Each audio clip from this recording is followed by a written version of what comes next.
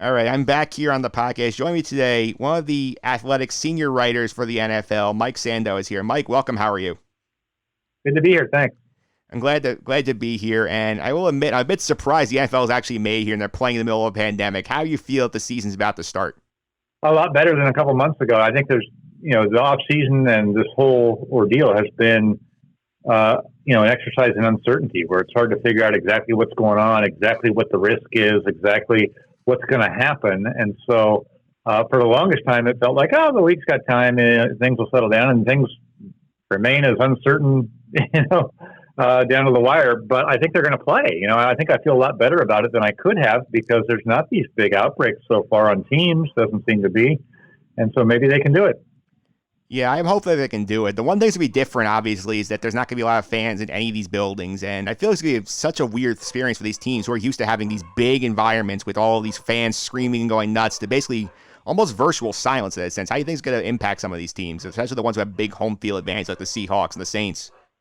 Yeah, I think the whole thing's probably good for offense. I think that the veteran quarterback who knows what he's doing and doesn't need as much practice time, maybe doesn't play as much in the preseason anyway.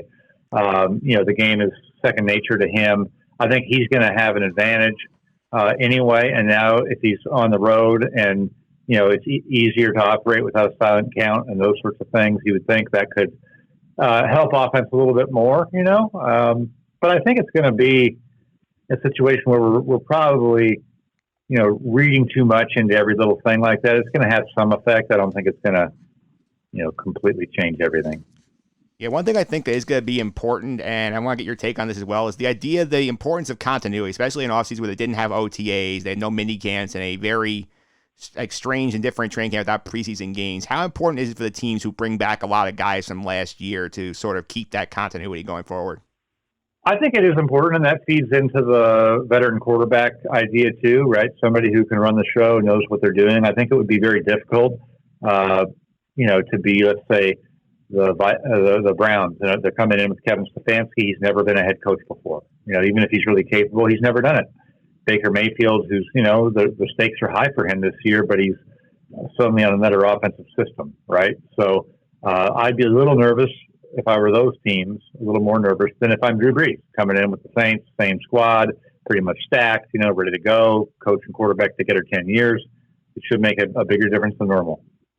Yeah, another team that has a lot of continuity coming in is the Kansas City Chiefs, defending Super Bowl champions. We haven't had a repeat champ since New England way back in 2003, 2004. Do you think the Chiefs can do it this year? Well, I think they certainly can. They're my favorite. I had to pick, who I think would win it. I would probably take them over any other team. But I think we have to be reminded that it's hard to do. And last year they were trailing by double digits in 6 games. They went 5-1 in those games because Patrick Mahomes is amazing and they have great weaponry. They were down 24-0 in the playoff game too. So the idea that we just show up and everybody's happy and it all works well. In reality, it's never that easy. Mahomes missed time last year with an injury, right? What happens if that happens again? I mean, just the things that happen in a season make it tough, and that's why we don't have teams winning 4 in a row, right? They just don't. Yeah, that's certainly true. And the team they played last year in the Super Bowl, the 49ers, they did blow a big lead to them late in the game. And obviously, a lot of these teams that lose the Super Bowl, we see the hangover the following year. You think that they're in jeopardy of having that Super Bowl hangover and having a sluggish year, kind of? I looked at Super Bowl hangovers recently, and as I looked at maybe the last 10 Super Bowl losers, I think they averaged about 10 wins the next year. You had Carolina fall off. They had a losing season. But for the most part, a lot of them did well the next year, better than I would have expected. I think the bottom line for the 49ers is they're a little bit worse of a team potentially, right? You subtract DeForest Buckner, you subtract Emmanuel Sanders. Those types of things probably have a bigger effect than the fact that they lost the Super Bowl. It's just hard to sustain excellence, especially for a team like the 49ers who hasn't done it. I mean, they sort of almost came out of nowhere. Yeah, they kind of did. One team that has in the NFC has been knocking on the door for a bit, and you did bring up him earlier, is Drew Brees and the New Orleans Saints. They've had such disappointing playoff finishes the last 3 years, and it sounds like, from all accounts, this might be Brees' last year. Do you feel like this is sort of an increased sense of urgency for that team, knowing that this might be their last ride with this gang?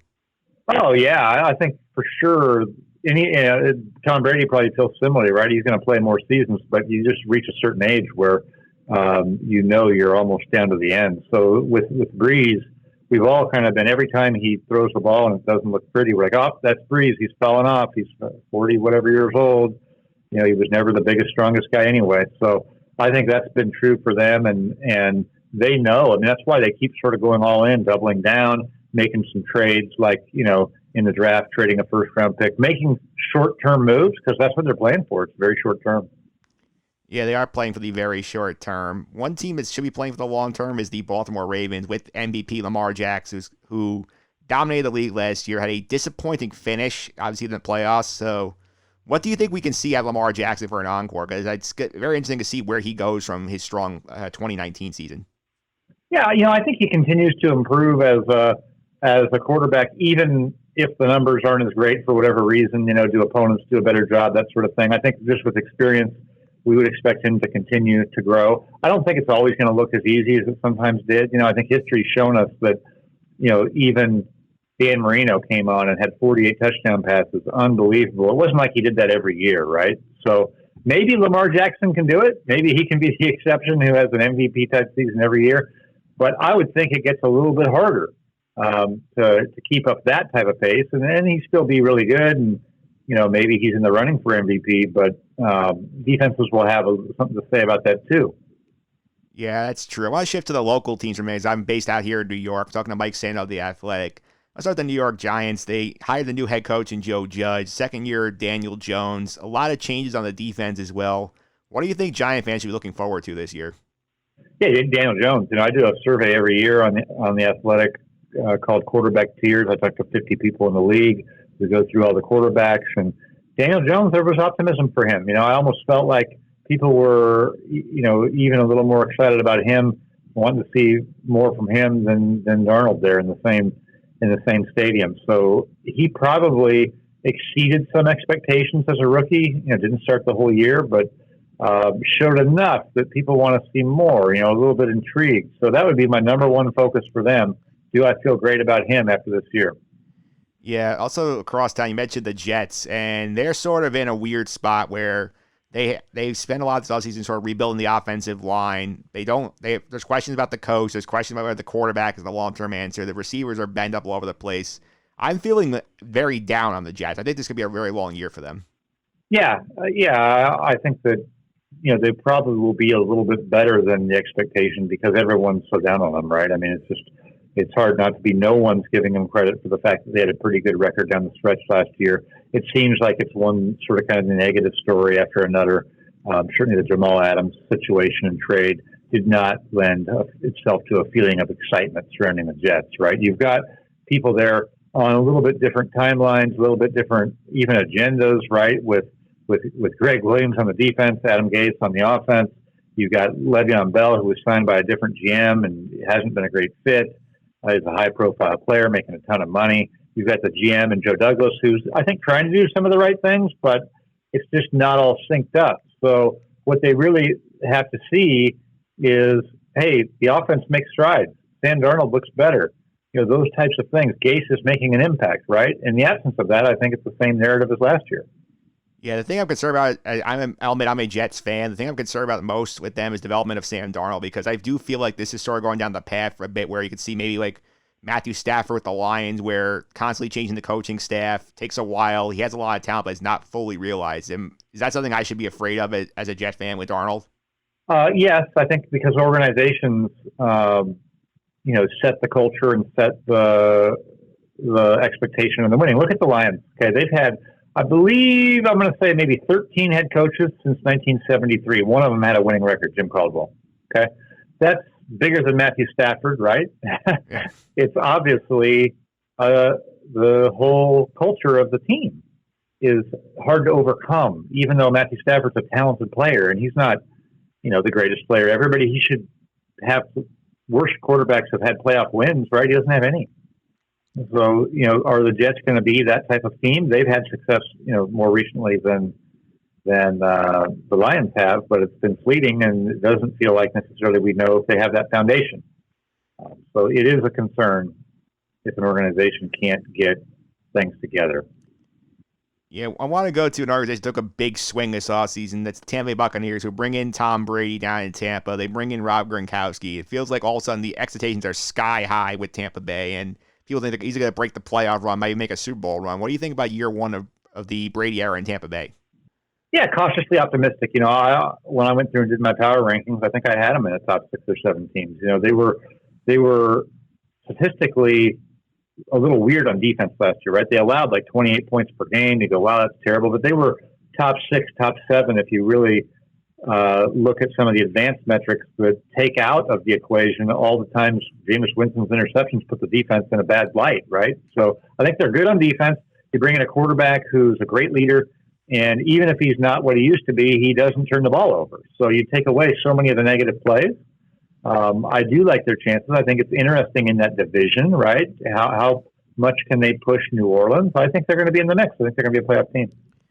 Yeah, obviously the follow-up question would be, we go to New England without Tom Brady. Now they just recently named Cam Newton the starting quarterback. Do you think the expectation level changes much for them? Because I feel like Belichick's going to want to keep them in the mix, but there's still not a lot of talent on that skill position group.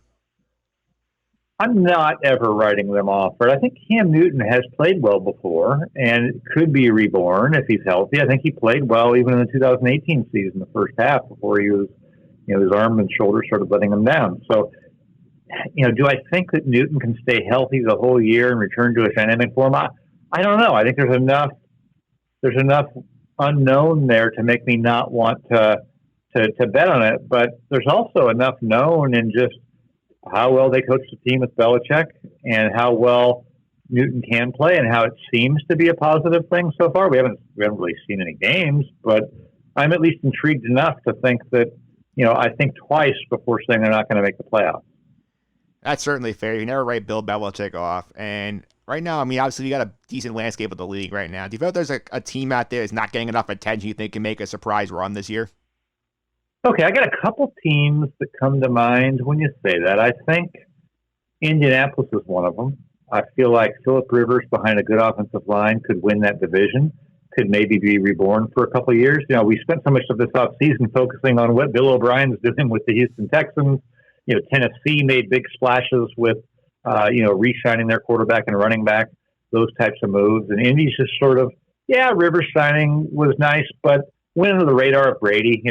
Even Cam Newton's gotten more attention during camp. So that would be one team in the AFC. And, we mentioned Detroit a little bit earlier in the NFC. I think Matthew Stafford was playing real well last season. So, they're not a team you go bet on. I just feel like there's too much to overcome in the organization sometimes. But it wouldn't shock me if they had a better than expected season. Yeah, I kind of want to go the other direction as well. Is there like a team out there you also think that might be primed to tail off a bit from last year? I think the 49ers had such an amazing year at 13-3, and I think they're still going to be really good, but I think they're not quite as good without DeForest Buckner, without Emmanuel Sanders. It's just hard to be as dominant as they were for much of the year defensively. So that could be a team that we see take a little bit of a step back. I think Green Bay certainly will in the one-loss category. I think they'll still be a good team. And the Eagles are a team, too, that we sort of forget won that division. I think there was excitement with some of their drafting, with getting a receiver finally to help Carson Wentz. But there's some holes there, too, right? And some injuries, and I guess we'll see. Yeah, I think we will see. I'm also intrigued by Dallas in that division as well, because I feel like for a while they've underachieved under Jason Garrett. Now they have a proven winning head coach in Mike McCarthy. You think he sort of unlocks the potential of that team?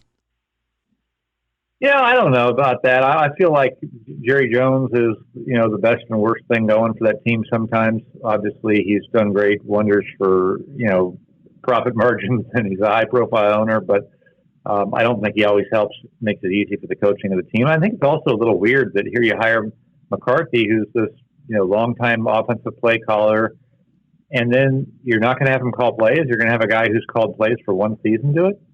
And you're going to have Mike McCarthy try to not step on the toes of a coordinator who'd never been a coordinator until a year ago. I need to sort of see it shake out, in a year when Dak Prescott's playing for a contract.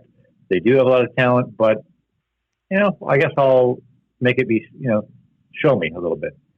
Yeah, certainly fair. My last question is this. Obviously, the season's coming up. We're assuming hopefully we get through everything and we get to a Super Bowl. Who do you think are the favorites to get there, in your opinion?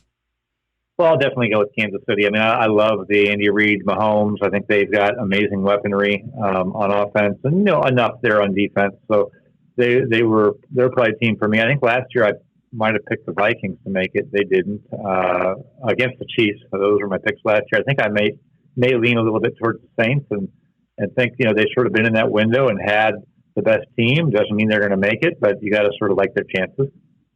All right, there you have it. Mike Sando from The Athletic. Thanks for taking all this time to talk to me about the NFL. I really appreciate it. Before I let you go, can you tell people how to follow on social media and keep up with the stuff you're doing on The Athletic?